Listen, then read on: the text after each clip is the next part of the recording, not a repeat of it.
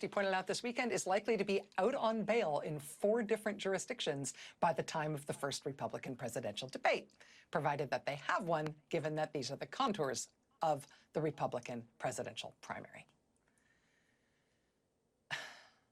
The only person who the Republican Party appears capable of putting up to run against Joe Biden is someone who is likely to be out on bail in as many as 4 different jurisdictions by the time the first Republican debate happens. It's someone who is running for the presidency as a Hail Mary to dismantle the American legal system and constitutional structure and thereby keep himself out of prison. This is not the only candidate the Republicans should be able to credibly field in this election against Joe Biden if they really think that President Biden is beatable. But that's where we are. With the state Republican parties in 5 more or less crucial states, either in dire financial straits or with crippling financial commitments to people charged with Trump-related crimes, or just outright bankrupt.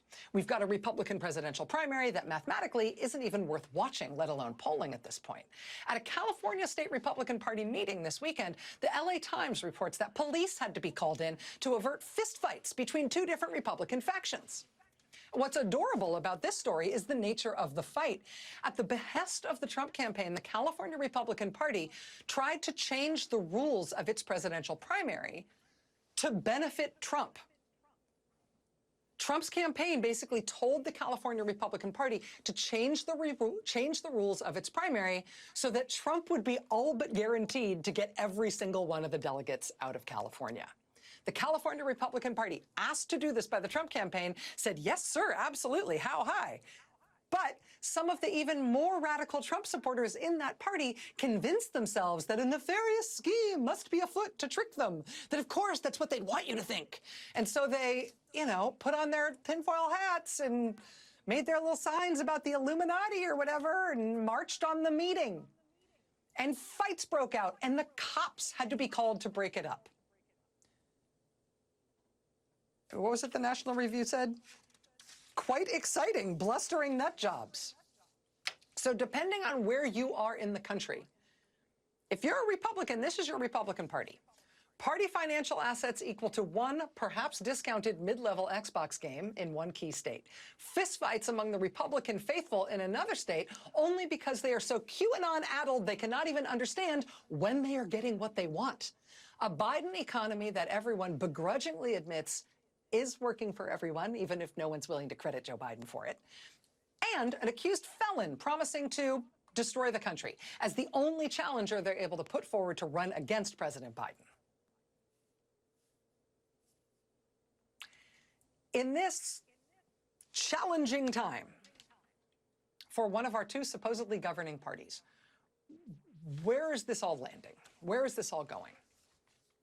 Where it has been landing, or where it seems like it's going to keep landing, is in culture war politics, which so far is going great for them. Republicans, for example, continuing to rail against the Barbie movie, which has now taken in $775 million and counting. Just a global juggernaut that people absolutely love, which Republicans say you are wrong to like. Ron DeSantis in Florida trying his hand at a winning national political message by campaigning now on the need to look at the bright side of slavery.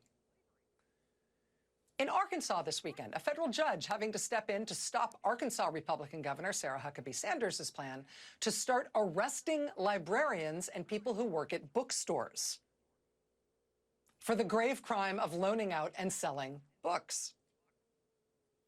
We've also been reporting recently on Republican attorney generals in the states, in Republican-controlled states, using their powers to confiscate private, unredacted medical records